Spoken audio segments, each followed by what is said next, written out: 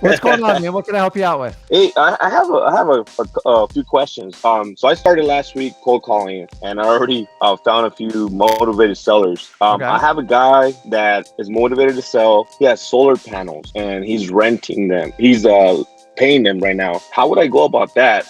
So I'm an expert on solar panels. So you guys, I did it. So I did one of my houses. I lived in it for a while, but I wound up selling it. I did the whole house in the Tesla solar panels with the power walls. So I know exactly how this works. So ask me your specific question, and I can answer. So when I try to find a buyer, how do I add in the solar panels in there? Do I need it? So is the I don't know how to person sell that's it with them. so is the house being rented, or is the seller looking to liquidate the house? He's looking to sell the house. Okay. Does he have a renter in it? He has a renter in it, but he wants to get them out already.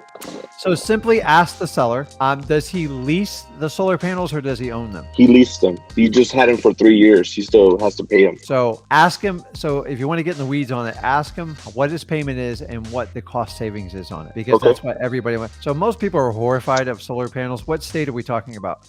Nevada. Okay.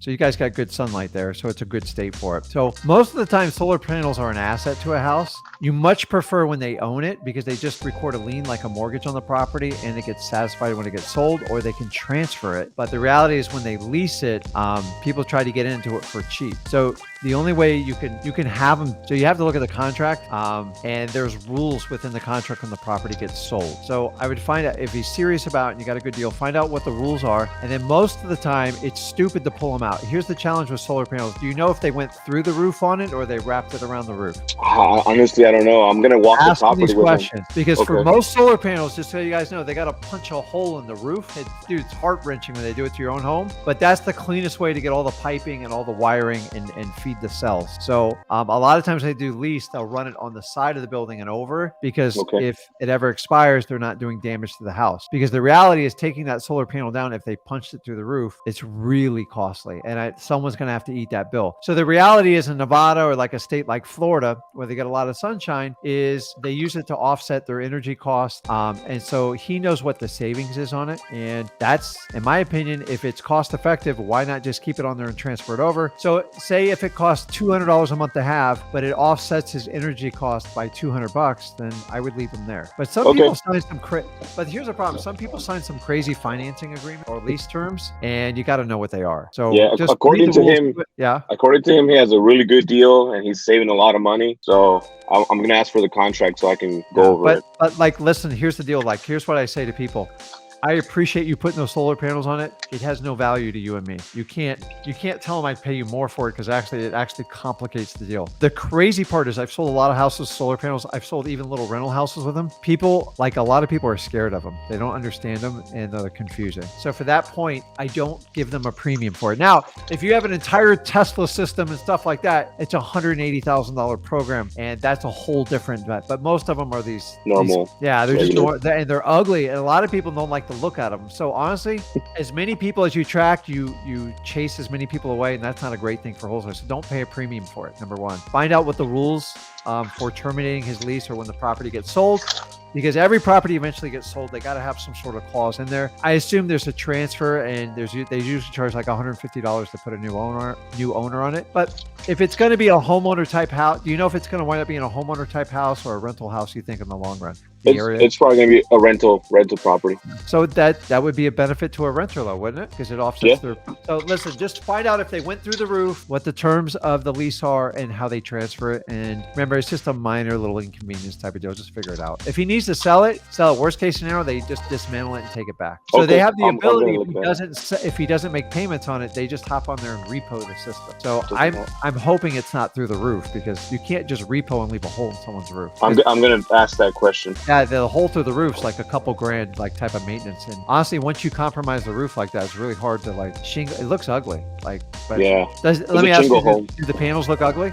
No, they look pretty new. They were put in 2.5 years ago. Yeah. So remember, this is just part of the math equation, but here's the key is unless it's an incredibly complicated system where they cover the whole roof in like Tesla tiles, do not pay a premium for it because the end buyers are like, okay, I'll take it, but I don't want it. That's what they always say to me. Even when I sold $1 million house, they're like, okay, I'll take it, but I don't want it. Like most people are scared of them. They think it's crazy. And some of them are right. Sometimes it's beneficial. But if you're in a very sunny state, sometimes it is a huge help. But you got to understand putting $100,000 in the system to save a couple $100 a month, it's kind of insane. Yeah. And they're very popular here. Yeah. So if they're popular and you're in a sunny state, but like in some states, like, well, I know California, like they're mandating it, but like up in the Northeast, it's not even cost effective. And when they get covered in snow, you can't even use them for a few months out of the year. You got to keep dumping snow off them. They all say, oh, the snow slides. It doesn't slide off of them. And then I get we have these, what do they call them? Monsoons? We have a type of bird here. I forget. It's a big giant bird. They're dumber, they're crane creeks or something like that. But when they go to the bathroom, they have this beautiful ability to dump it right on your solar panel, and they're black and it looks like crap. And then I had to hire a guy 3 times a year to go up there and scrub it off. I don't know why they just crap on my solar panels, but like nobody told me about this. Wow. The guy goes, well, when it rains, but when it doesn't rain for 2 or 3 months like we have now, like they're covered in crap. Birds like to sit on them. So there's a lot of maintenance feature, and then there's issues with the roof when you do it. So just find out the details. Just part of the math problem. I have another question. Love. Go ahead. Okay. I have another property that the guy is going through a divorce. He owns the house, and they have to sell. He said they want to sell, but he said that he's waiting for the judge to let him know when he can sell. Do you have any? I'm pretty sure you have experience with those type of properties. Remember, well, thank God I don't have any experience in divorce other than my own parents, which was a disaster. Like everybody else has to deal with that crap. But my biggest challenge with the divorce is usually one party reaches out to you and the other one fights you on it. So do you have 2 people working together to try to sell the property? No, I reached out to the husband. The wife is still living at the property. The husband is living somewhere else. He said that they both want to sell, but they're waiting on he said the judge and the lawyer to let them know when they can start looking to sell. Okay. So I'm going to tell you my experience with divorce and wholesaling. The problem is usually have one highly motivated property. One of the partners is like they just want out, and the other one holds out for like full blood. And so before you ever enter in any divorce like thing, make sure you have consent of both parties or you're wasting your time. So a lot of times if the husband reaches out to you, the wife, the soon-to-be ex, thinks you're enemy number 1 too. And I've gotten all the way to the closing table. I'm like, oh my God. So I've had success with them, but like it's when 2 people can like be mature enough to just go, okay, it's over. Let's get rid of it. Let's move on. We got some challenge with the house. I want to move on. If you don't have that consent up front, then do not waste your energy because you cannot referee that fight, dude. And God, if there's children involved, it's even worse. Yeah. Would I have to be involved if I wholesale it? Would I have to be involved with the judge and the lawyer or any of that? No, they need consent to sell it. That's it. So they're never setting the price. The price is always going to be set by the married couple. And the problem is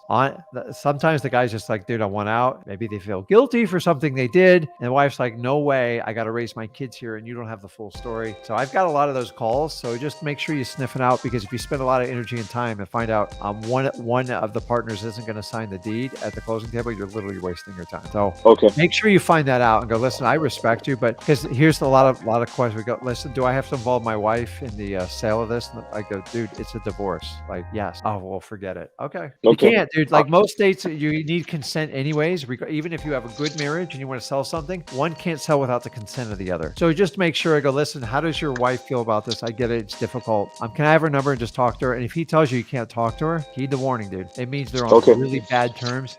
And guess who pulled you into it, Zeus? He pulled you into it. And now you are on the same level as him and you are against her and you wind up in this fight. Like you're done with it. Like, dude, I'm never going to get married after I see stuff like that. But listen, I got to have consent because it's just, I get it. It's hard. But a lot of times when it's fresh in the divorce, people make irrational decisions and call wholesalers because they want to fix a problem fast. There's no fast fix to divorce. You got to go through the right channels. The price is always set by the people that own the property. The judge just says they want to make sure everyone everyone's represented correctly. So they'll ask, are you good with it? To the wife, to the husband, are you good with it? And if one objects, then they have to come to an agreement. So a lot of the divorce decrees, they have to argue on what the value of the house is. And a lot of time, one wants $1 million and the other wants done. They don't want any money from it. And that's when a judge gets involved. And that's when you get appraisals and all that other crap, and it gets tough. So every now and then I've seen mature people go, listen, it just didn't work out, but we want to be respectful. And she has and like, I love working with people like that. But man, when they're in the full on fight, dude, move on. Because I spent my entire life with my parents doing that. And if you guys ever went through any type of divorce, it sucks. There's a certain maturity in life. Sometimes stuff doesn't work out. I don't want to get involved in other people's messes because you can't fix that problem. Yeah, I think it's going to be a problem because when I talked to the guy, he was not speaking so well about his ex-wife. So. No, but like that's not our job to judge. You just need to consent. So like, don't bring in. You can't pick sides. Is what I'm telling you. And she's gonna like say the same crap. Like it's like you almost feel like you two need to talk. But like it's not my job. I get it. It's tough, man. I went through a brutal divorce when I was growing up. Severely affected the family, and it created a lot of issues when I was a teenager. And like I get it. Like I feel for people. It's tough, but I do understand sometimes divorce is just necessary. Some people just grow and they go different. So it sucks. But I'm just telling you, when people reach out to you guys in divorce, if you don't have consent of both parties, don't even do a comp. It's a waste of time. A lot of times I have to refer those to realtors because they need a realtor to sit there and hold their hand 6 months through it. I'm not doing it. In the end, if it's a problem property, then they'll bring it to me and I move on. So just save yourself. It's weird when one contacts you and the other doesn't. They go, I'm not talking to her. That means you are going to be the go-to between them. And it's like, you're going to have to negotiate between the two and you're never going to make it work. So yeah, I don't want to go through that headache. Last question. Yeah. I found a seller through the code violations list. He has a property for sale, but it's on the MLS and it's been on there for like almost close to 300 days. He wants to sell. His brother's living in it. He doesn't want to live there anymore. He's out of state. But there is I looked up property. There is a real estate agent. Should I just stop communication with the seller and call the agent, or how do I do this? So have you talked to the seller? Or? I talked to the seller. I actually have to call him here like in the next 30 minutes. So we can talk a little bit more about the house. He's like throwing numbers out there way lower than what the comps are in the area. So he's motivated to sell. His brother wants to get out. Real simple. Just talk to the seller and get the information. And once you have the information, you find motivation. I would work on a price first and then go, how are we going to deal with this realtor? Odds are his deal probably expired. She's just kind of keeping it out there, but find out what his obligation is.